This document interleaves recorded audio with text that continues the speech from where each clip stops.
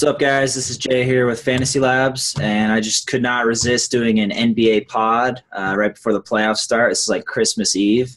I had to get right back into it. I'm joined here with Justin, and Justin, the grind will never end. How are you doing? Pretty well. I'll take the 4-game, the 3-game, the 2-game slates any day over what we just came off of, the madness of the final day of the season. This is just a breath of fresh air, and you can enjoy each game individually, and it makes for a pretty slow sweat, we'll say. Yeah, definitely. We don't have many things to worry about on the injury front. We have all the rotations are pretty set, so it's pretty nice. But I gotta say, with MLB, it's just a little too boring for my taste after that insanity of NBA. I kind of miss the grind of entire starting lineups being ruled out. We don't see that in baseball. I got a little taste with some postponed games here and there, some pitchers scratched with illnesses, but it's just nothing in comparison. But let's go ahead and jump into this NBA 4-game slate. April's 16th. Yeah, we have an early game too, so it's kind of very spread out. But luckily, we don't have too many things to deal with in terms of waiting around for news or information. We have pretty much everything set. So let's go ahead and kick things off. The first game we got bright and early is the Pacers at the Raptors. It's a total of 194. Definitely the lowest on the slate. To be expected, two solid defensive teams, a bit slower pace. The Raptors are 6.5-point favorites. Just kind of starting off, we got the rotations pretty set. There are no injuries on either team to really worry about. Where are you starting with this game in terms of DFS plays? Is there anyone you're kind of looking at with this low total? Not really. I think everybody here is tournament only. Especially on the Pacer side, I don't think there's anybody I want any piece of at all. Maybe Yamahimi as a bargain play, I think is the only guy you really look at here. Paul George averaging 16 points on 31% shooting in 4 regular season games against the Raptors. His second lowest scoring average against any conference team this season. So obviously he struggles big time against Toronto. It's in Toronto. You got DeMar Carroll back. You got DeRozan. We'll take a shot at him. Maybe some normal Powell. And then we got DeMar Carroll coming in as well. So I'm completely off PG in this game. Even though I think he'll be low owned, I don't think the ceiling will be particularly high in this kind of grinded out Eastern Conference matchup that we got going on here. So Mahimi pretty much the only guy on the Pacers side that I want a piece of. Maybe a little Monte in tournaments, but that's about it. Yeah, I think they're definitely thin tournament plays only. I'm not looking at anybody on the Pacers in cash. I think kind of given the small size of the slate, you have to get contrarian somehow, especially in these large field tournaments. So I think you can look at a few of these guys. They are only projected to score 93.8 points, so it's certainly low. There's not a lot of value. Nobody on this team's had great success against the Raptors in 4 games like you brought up. So it's just unappealing overall. Paul George ceiling in this spot, I don't love. I agree. I think Monte is kind of the guy with a limited tournament exposure, maybe some Mahimi. On the Raptors side, I definitely like the tournament upside quite a bit more. I like the upside of a healthy, rested Kyle Lowry. He's gotten some games off lately. He had pretty solid performances against the Pacers in the regular season. I think DeRozan definitely has some upside again.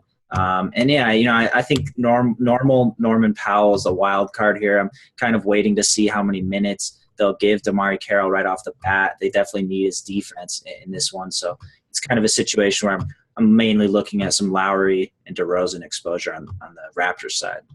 Yeah, and you love the ceiling or the floor of DeMar DeRozan. In 11 postseason games in his career, he's averaged 40.1 minutes per game in those games, and the floor is going to be really high. Just him seeing a lot of time on the court and a lot of volume in terms of shot attempts. So even though he doesn't do much in terms of peripheral stats, he'll be on the court enough to kind of soak up enough to be a decent tournament play.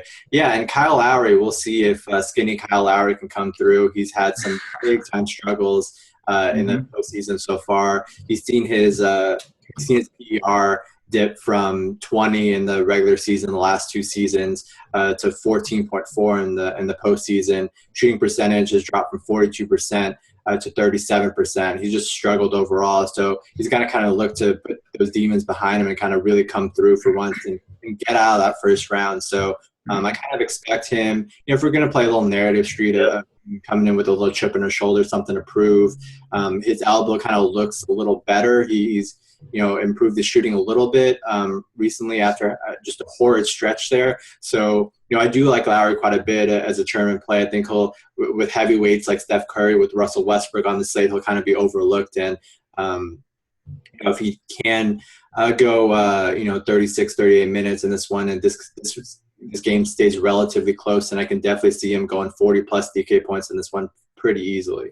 Yeah, absolutely. And you throw Isaiah Thomas in there too, at kind of point guard. People will go kind of over Lowry. So, yeah, I think given this total, you can see some decreased ownership for Lowry. I definitely anticipate him coming out hot in this series. I'm overall really high on the Raptors just throughout this playoffs. I like this team a lot right now. And yeah, Lowry's at 7,200 on DraftKings too. I think makes for one of my favorite tournament plays given expected ownership and ceiling in this one.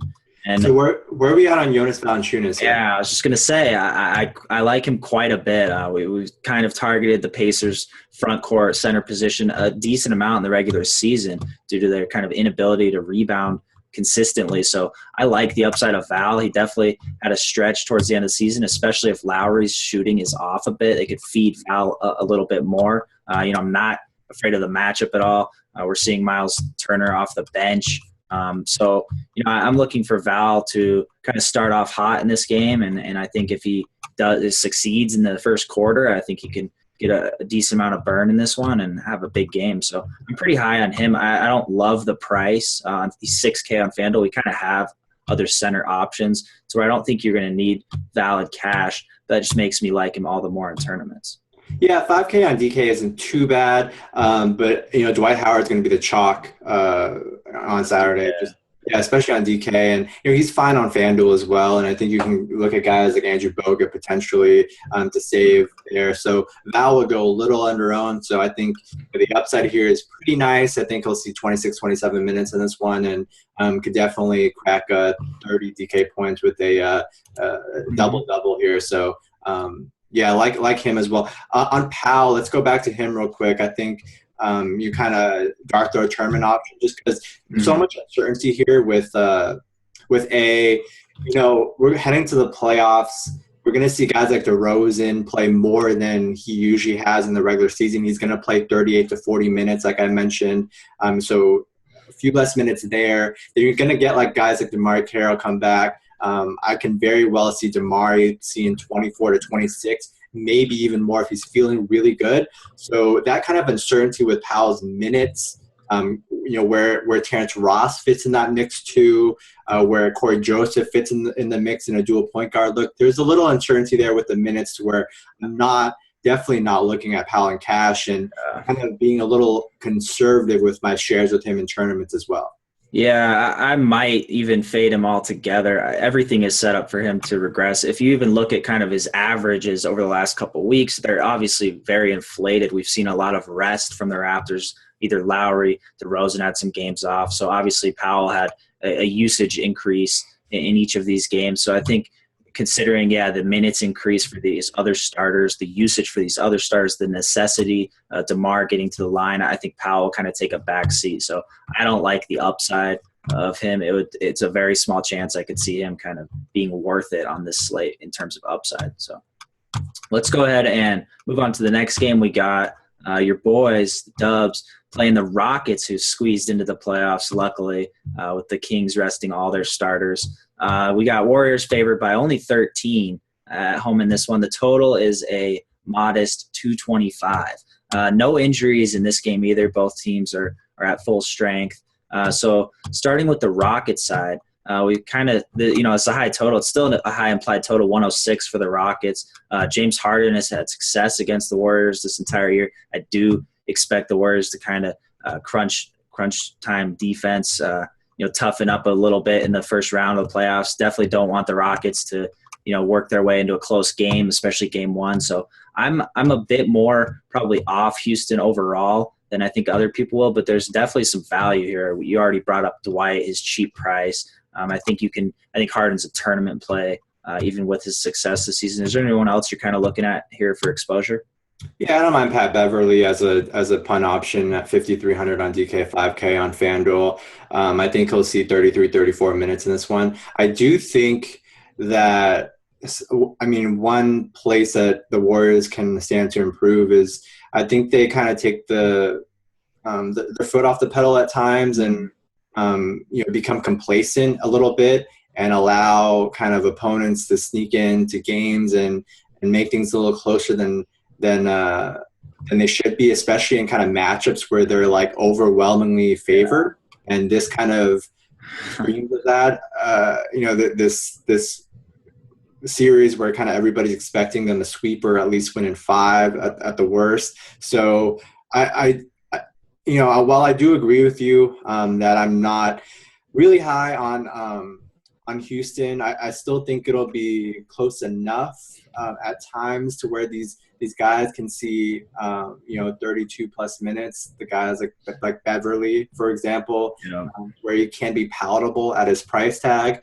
I'm not going to touch guys like Trevor Ariza. I'm not going to touch other guys off their bench. I think Josh Smith, you can look at him in games 3 and 4. I kind of like him as a dart throw tournament option in those games where maybe game script is a little flipped a little bit and in his favor, where I think it'll be closer and they won't get blown out and maybe their totals will be a little higher and they'll play better overall. But in games 1 and 2, I'm not really looking for any Rockets supporting players at all.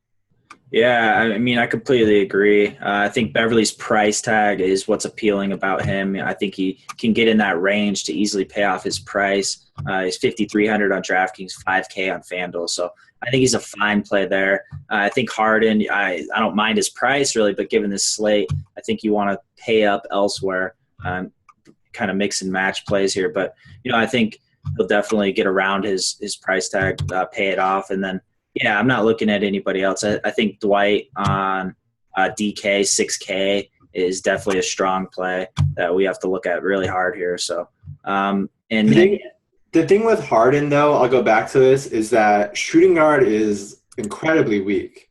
If you're kind of looking at guys to save on, like Kyle Korver, I'm not really liking. Monte Ellis, I'm not loving. Norman Powell on FanDuel, normal. I'm not really liking, I think you might go like DeMar and Klay Thompson is okay on FanDuel there. Yeah. Away from Harden, but or on DK as well. But the thing that is in Harden's favor is that there are basically, I'd say, 3 cash options to choose from at shooting guard. So, you kind of have to consider him just if you want to kind of pay up for some security there, Yeah, I guess, on this slate, you probably do have to go Harden in cash because it's just the way the format works out. It's such a small slate that even though, we don't love Harden in this spot too much, but yeah, you're looking at, what is it? Harden, Clay, Wes, and DeRozan. So 4 guys kind of to choose from in cash, I think. I'm not saying you have to go hard in cash. I just say given the scarcity of the position, you have to at least consider it. Even though it's not probably the most optimal use of your money on a kind of points per dollar. Yeah. He did average over 48 DraftKings points a game against the Warriors this season. But you're right. The Warriors got complacent on defense a lot this season, and that's something I expect them to tighten up throughout this series. So we'll kind of see game 1 how it flows. But yeah, I agree. I think it's going to come down to the entire kind of playoffs with shooting guard position. Every slate it'll kind of be like Harden, and then you got these other guys that just aren't that great. So I think he's in the mix for sure. And what do you like Dwight on DK at 6K? Yeah, like I said, he's going to be the chalk for me. I'm not going to get too cute here. I think they're going to play him 32, 34, 35 minutes, and I think the only way that they can even remotely challenge the Warriors in this one, or even push it to 5 or 6, is to get him heavily involved in the post and kind of slow down the tempo and kind of control the pace a little bit and not get it too out of control. So I expect Dwight to eat a lot in this one, and he's a no-brainer for me on DK at 6K. And going on the flip side of that, not the most conventional place to start from Golden State, but I want to highlight Andrew Bogut here.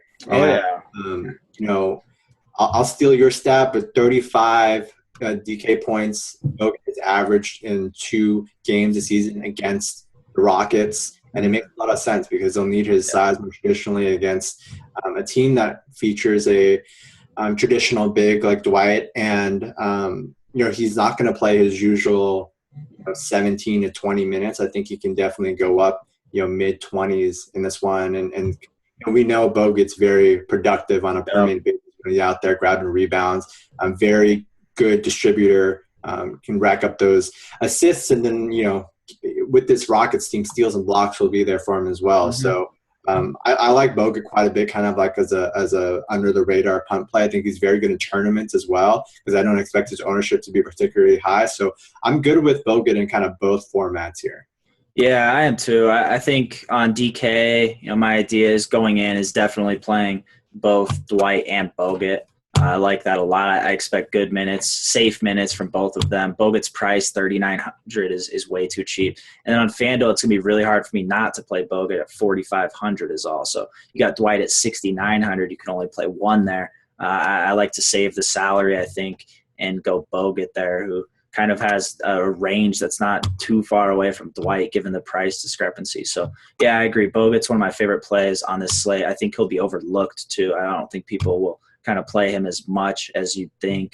And then, what else to say about this team? You obviously got 3 other great plays. And, we started with Bogut. So I think what it'll come down to with Curry, and we obviously like the spot a lot. He had success against the Rockets this season. He has success against everybody.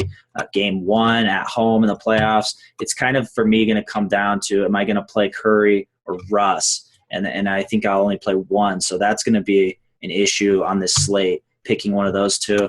And then we already kind of broke down shooting guard. I think we both like Clay a lot going against the Rockets defense, which has been horrible all season, especially in transition. Clay will get wide open 3-pointers. So I like him a lot. 6,500 on DK is definitely appealing. I like him on FanDuel where you have to start 2.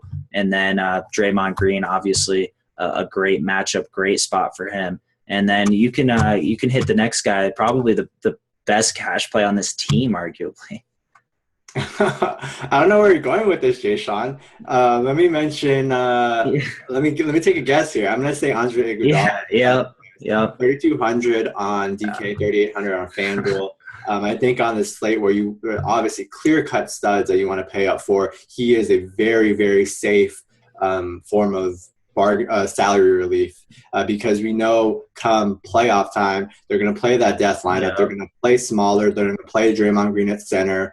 You're not going to see lots of Swag Zealy or Mo Spates. So Andre Iguodala is going to be out there. We kind of saw at the end of the regular season that Kerr was ramping up his minutes again to get him ready for the what's to come in the playoffs in terms of minutes. To get his conditioning back up. So I expect Iguodala throughout the playoffs to play 28 to 30 minutes. And he's going to be a guy I'm going to keep going to again and again until his price kind of creeps up to where his minutes will be. So, yeah, I think he's pretty no-brainer, as a fun play. Mm-hmm. I want to shout out Harrison Barnes as well. I think he's really interesting to me, especially given how well he's been shooting as of late and how leaky the Rockets defense is on the wing, especially that small forward position. The tendency of kind of this game is I think they'll kind of try to load up on Steph and Clay. HB will park in that corner and hit those corner threes. I think he's good candidate for a lot of rebounds off those misses, fast break opportunities, some steals. So I like HB kind of. I don't like him strong enough to really vault him into cash consideration, but I'm going to be messing around with some roster construction a little bit, see if I can fit him in or if I need to fit him in. He'll be on my radar at least. Yeah, definitely. And kind of just looking at this slate, taking a step back, the Warriors are projected at 119. So we obviously want a lot of exposure to them. And we just highlighted 6 players that we like for cash. So this might sway my decision on Curry versus Russ, in that I might go Russ because I already have the max amount of Warriors. And I think if you rank these guys from top cash play to worst cash play, all things considered, of course, price, positional scarcity, I think you look and you kind of start with these cheap guys. On this slate, you're right. We're going to be paying for studs, the playoffs. You don't have guys filling in for guys where they're cheap value plays like almost every other slate this entire season. So looking at Iguodala's price of $3,200 on DK, $3,800 at FanDuel, I think it's a no-brainer. You look at Bogut's cheap price on both sides, $3,900, $4,500. I think that's almost a no-brainer too. So you already have 2 of your max 4 Warriors. We have Draymond at a power forward position where there are no bargain plays. Love Draymond. That's another guy. Yeah. You throw him in, and then it's kind of, Clay or Curry as your 4th Warrior. So I think you can get away with going Russ, maybe fading Curry and cash. I don't think it's ridiculous to fade Clay. I know it's a dangerous game. He's only averaged 28 DK points in 3 games against the Rockets. You'd expect a lot more, but Clay in general isn't a guy that I feel ultra confident, just given the distribution of his points, how he scores, how he's so independent. And if he's not hitting those shots, he doesn't do enough in other areas to kind of give him that really high floor. So I think out of all these guys we mentioned, Harrison Barnes excluded, I think he's more of a fringe guy. Yeah. I'm kind of more apt to kind of fade Clay. I see that. Definitely. I think Draymond's super solid to me. I think he should be right up there with kind of Steph or even above. Yeah. You don't really have the alternative of Russ at point guard. So, for me, it's Curry, Dre, Iguodala, and Bogut as my top guys. Clay right there underneath, and then Barnes kind of in the periphery if you want to consider him and get weird. Definitely. Yeah. So overall, basically, you're going to have a lot of exposure to the Warriors, and it'll be between, who you're spending up at other positions and kind of filling your other positions in, because, I like all these guys on this team. So let's keep it moving and jump into game 3 of the first playoff day, the Celtics at Hawks. I'm actually pretty excited for this series, even though it's an Eastern Conference series and whatnot. But we got the total is 204, and the Hawks are favored by 5.5. So injury-wise, the only things we got are Kent Bazemore's probable with right knee stiffness.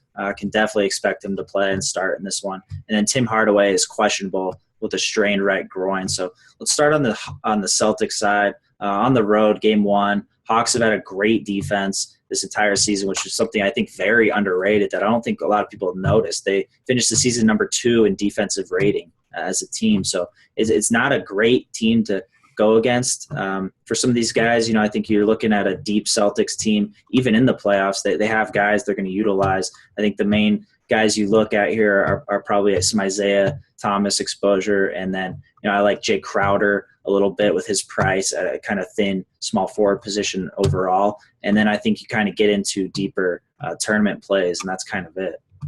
Yeah, I totally agree here. And this is going to be the closest series, I think, of the first round. And I fully expect it to be pushed to 7. We'll see. These teams kind of mirror each other a little bit. No real star per se for either team. Millsap's a star. Yeah, but he doesn't get that rep. I know. He's not recognized as such. I do agree that he is a consistently undervalued player and probably a top 15, top 20 player in this league. They both like to move the ball quite a bit. And they both have really solid defenses as well, really great coaches in Budenholzer and the GOAT, Brad Stevens. Yep. This is going to be a really, really fun series. And, I don't want to get too carried away with Boston here. I think Crowder is the most interesting to me in tournaments just because I can see his minutes going back up to close to 35 in this one, and given his statistical versatility, given what he can do all around the board, I think he's kind of the most intriguing to me. Isaiah, just given the other point guard options, he's in point guard 2 consideration for sure. But I don't think I'd pull him in cash. I don't think he has a tournament upside in the spot either. So he's kind of fringe cash and fringe tournament. So not someone I'm looking to really start my teams with. And yeah, if you want to go and look into tournaments, traditionally kind of we'll see rotations tighten, starters play a lot more minutes, but given the composition of the Celtics team, how they like to go a little deeper than any other team out there, we'll see guys like Evan Turner, Marcus Smart, Kelly Olynyk get still a significant run off the bench. And a guy like Olynyk, I think, interests me quite a bit, and maybe some Evan Turner as well. But I won't get too carried away with these guys. I think they're kind of like thinner tournament options with some upside in the spot. Yeah, I think for me, it just comes down to being a bit contrarian, and you're looking at bench players off every team, and the Celtics guys kind of stand out to me in that Evan Turner can produce a big line, Olynyk can stretch the floor, produce a solid line. Marcus Smart can play extended minutes in this one and kind of put up a big line here. So I think you can have exposure for contrarian purposes and kind of upside. Just building unique lineups, I think, is valuable on this slate, only a 4-game slate. And yeah, I'm with you. Yeah, Crowder's probably the guy I like the most, all things considered.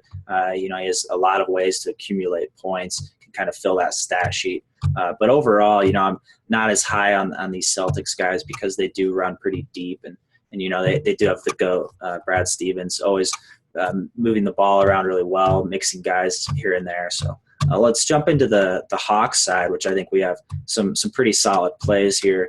Kind of starting off, they're implied at 105 points, which I like. They're at home. We've targeted Boston's front court a lot this season, and I see no reason to differentiate here, starting with Paul Millsap, the most undervalued player in the NBA for a few years now. He's a guy I'm definitely looking at going in cash. He has absolutely dominated the Celtics in the regular season, putting up big numbers. So he's definitely my favorite play on the Hawks side looking at in terms of cash. And then I don't mind Jeff Teague's price on DraftKings. I like quite a bit, although Boston was good defensively against the point guard position all season.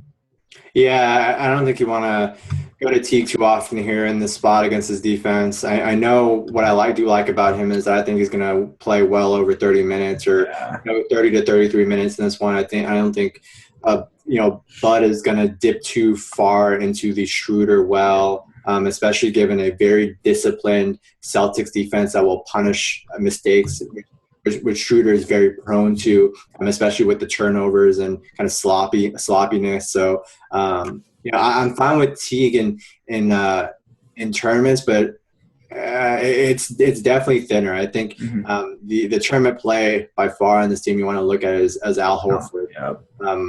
We went through kind of the center position and a lot of plays there that you'll be looking at. Dwight Howard, Andrew Bogut, Jonas Valanciunas. Horford definitely is right up there in terms of tournament plays and guys who will see a pretty big discrepancy in their ownership versus their production. So given this spot, he's averaged 35.6 DK points in 4 regular season games against the Celtics. And, given the right spot, I can definitely see 40 plus in this one as well, because with the Hawks, it's always kind of been minutes, and we don't see enough minutes from Teague. We don't see enough minutes from Millsap. We don't see enough minutes from Horford. So in the playoffs, where all these guys are going to play more minutes, I like them a lot more because their floors are elevated and they can hit these 40 plus, 45 plus DK ceiling marks. So I'm good with those two front court guys. And how are we feeling about Bazemore here? I know he had a really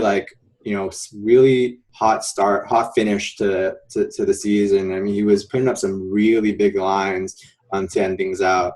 In this spot against Jay Crowder, it's very tricky. I don't think you want to get too cute with it here. Yeah, and I'm not going to. I simply don't like the spot for him. I don't think this is a defense, an overall solid defense where Bazemore's just going to get hot, and put up a big amount of points and enough points to justify going him in tournaments. You're lacking the upside, I think, with Bazemore that you can get from other guys. So, yeah, I think very limited exposure to Bazemore. And kind of going back to the front court here, I think one of my favorite strategies for this slate is kind of looking at ownership and who a lot of guys are going to go. I think Paul Millsap will definitely be chalky, especially, everybody knows his history against the Celtics. He'll be an easy play for a lot of people. So I think a contrarian way is to, and this ties into Horford as well, is to kind of fade Millsap, be kind of on the under him in tournaments, and the over on Al Horford. So kind of fade Millsap maybe in tournaments because he's going to be really, really highly owned. And then you get that Horford exposure. And, I think one thing the Celtics with the GOAT, Brad Stevens, are looking at doing here is to check Millsap. They're obviously aware of Millsap's history versus them this season too. And I think we're going to see a lot of Amir Johnson on Millsap. And I actually really like Amir Johnson's defense. I know he's been preparing for this series. He's preparing for the matchup. So, I could see Millsap getting limited. It doesn't mean I'm not going him in cash. I'm still going Millsap in cash. But as a tournament contrarian play, I don't mind fading Millsap with the Amir matchup and then going Horford to eat on the glass. Yeah, so we talked about this before, that, with Durant and Westbrook playing the two of them together, it being kind of a contrarian tournament strategy. What do you think about playing Millsap and Horford both on the same team in tournaments? Because I wouldn't think their ownership together will be very low. I think people are kind of generally looking to pick one or the other. Is that profitable enough to stack the two together in tournaments? Do they offer combined a high enough ceiling?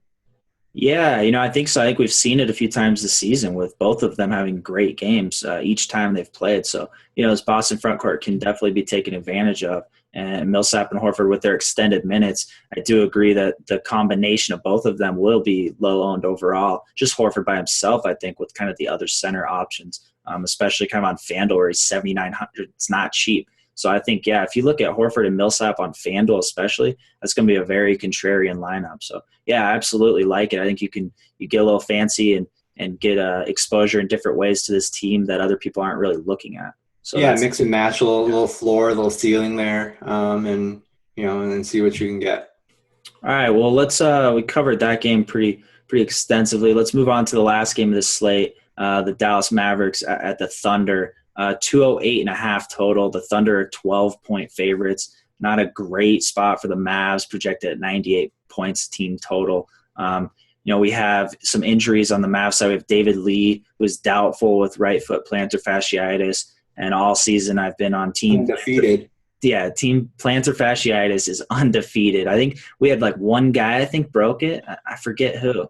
Was it Gordon Hayward? It might have been Hayward. Because it puts everybody out. And then Hayward only missed, I think, one game and came back. And I was like, I'm definitely fading plantar fasciitis. But he actually, I think, performed pretty well those first few games back. But so David Lee's doubtful. I don't think David Lee is built for the plantar fasciitis comeback. He ain't about that. He ain't about that. Not about that life. Yeah. And then JJ Barea is probable with a strained right groin. And I think this is a risky play because we've seen Barea, obviously his heart is in it. He really, really wants to play. Yeah. But if that groin, he re-aggravates it, there's only so much he can do. So he's a pretty strong fade candidate for me, especially with his price on both sides. And then we got Devin Harris probable with a sprained right thumb. I'm expecting both of them to play. I can see Barea a bit limited with that groin flaring up. So that's something I'm not really looking at too much on this slate. I'm queuing up the status note JJ Barea groin headed to locker room. Yeah, tweets right now. I had the good old Barea headed to locker room, and everybody was furious, rightfully so. He's a great play that night. And then he came back. Everyone was so happy. And then he left again. He left again. Everyone was like, Barea out for game. And it was like, so that was brutal. But that's a scenario with a groin injury that you kind of have to anticipate, especially kind of when he's not. We have Darren Williams back. So it's not a top option anymore, and his price isn't low enough. So let's go down the Mavs side. I think we have some value here. I do think the Thunder are going to blow them out, kind of for sure. That doesn't mean we have no value on the Mavs side. So I think kind of starting off, who are your kind of top plays on this Mavs team to target? Probably maybe some Dirk, Zaza is price. Yeah, I think this is a really the toughest nut to crack out of this slate, just this game. I have kind of trouble figuring out where to go on, especially on the Dallas side, how this rotation will end up being. I'm curious to see how much Justin Anderson will get. We've talked about this before the podcast, and I right now have Justin Anderson projected for 20 minutes, which seems really low. But when you kind of look at it, there's a couple things here. There's the fact that he's a rookie. He's a young player who has no playoff experience.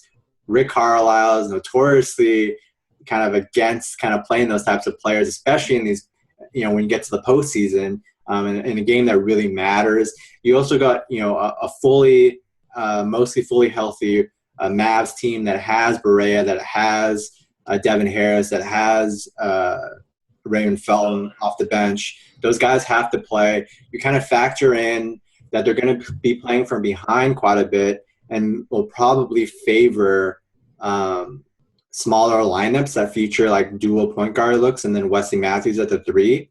So I'm thinking we'll kind of see an even split where, Justin Anderson, Barea, Devin Harris, and Felton don't play enough to really be in consideration at all. So that kind of leaves, just a couple of guys left. And another thing to figure out is, how much, if at all, are we going to see Dirk at center? Mm-hmm. And I looked at their last game where they played OKC, and Dirk didn't play a single minute there. They just split up the center minutes between David Lee, Salam Mejri, and Zaza Pachulia. So with David Lee doubtful, I'm guessing Zaza will see enough in this one, 25 to 27 minutes to be worth serious consideration, especially on DK at 3,300. Mm-hmm.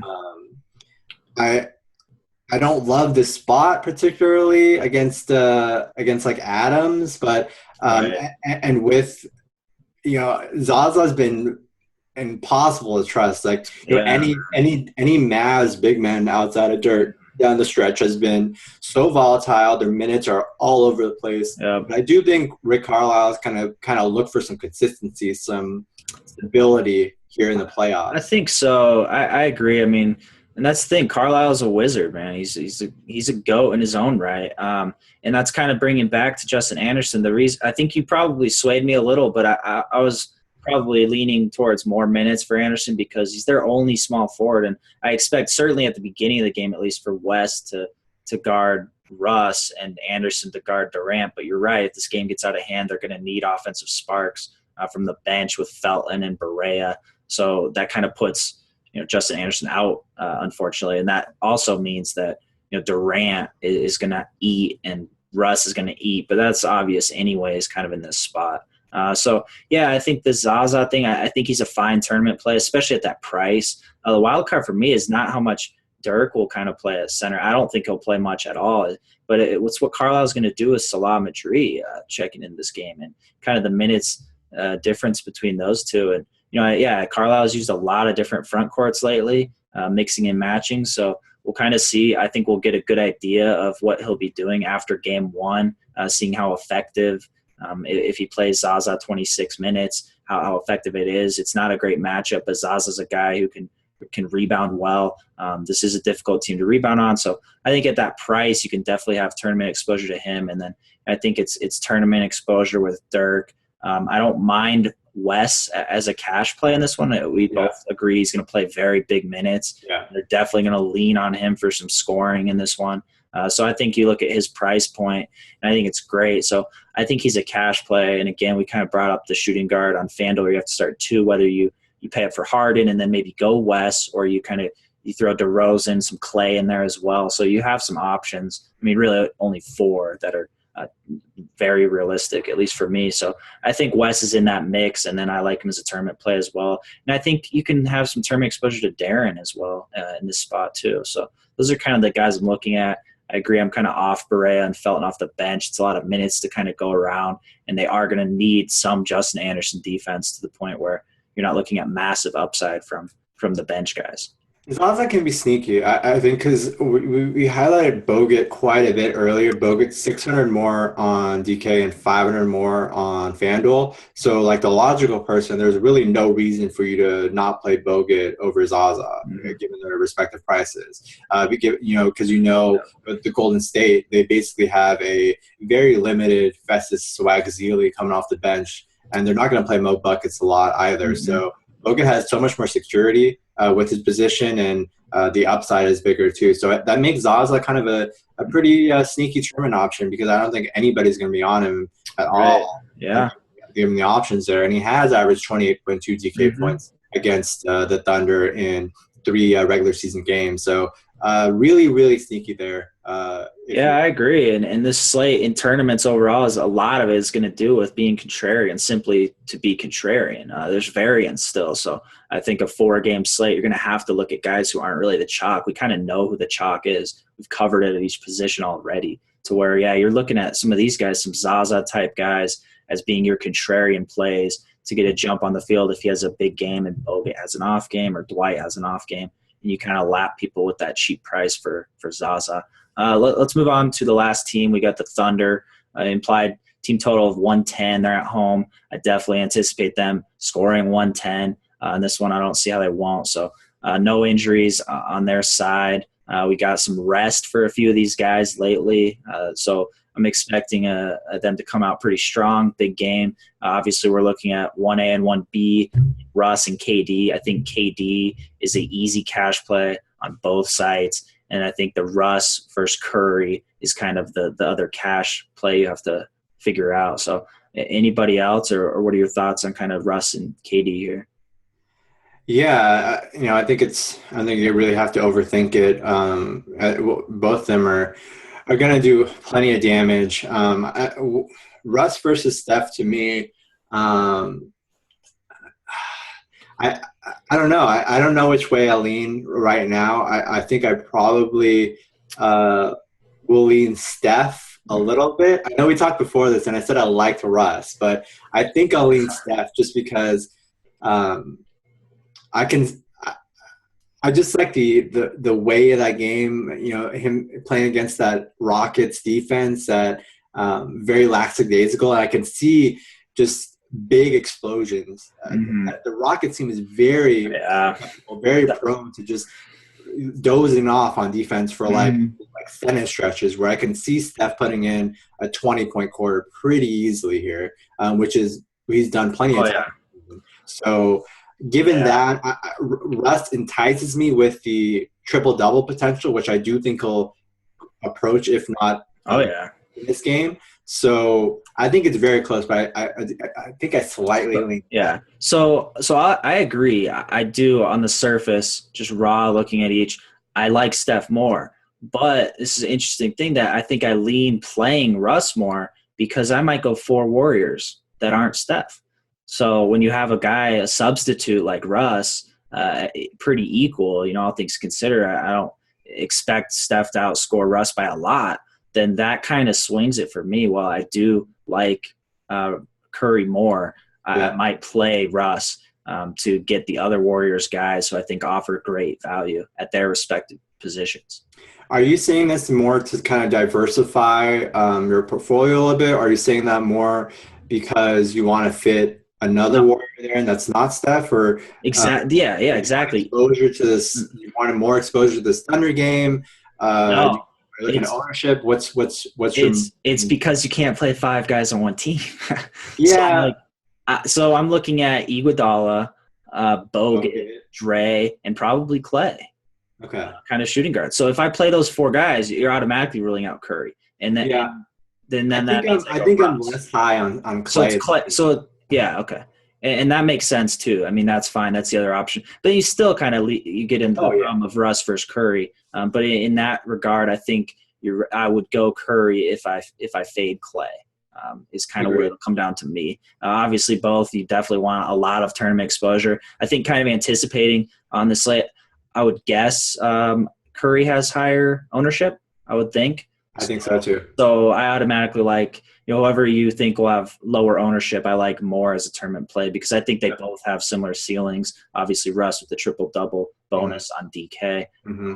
He's been getting triple-doubles in like 25 minutes. So definitely, like both of them a lot. And then after that, I think KD is just easy cash play. I'll shout out Serge Ibaka. Wow, yeah. I'm not a Serge Ibaka guy. I know. I'm thoroughly against it. Me and Pete disagree on this. Yeah.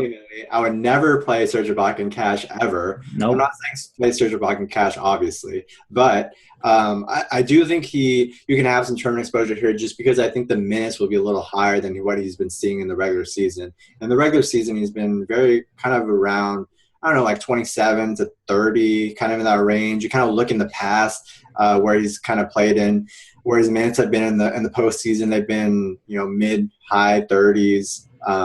I think he can play like 32 to 34 in this one, which makes me a little interested. I don't love it, but I think it's worth taking a look at least.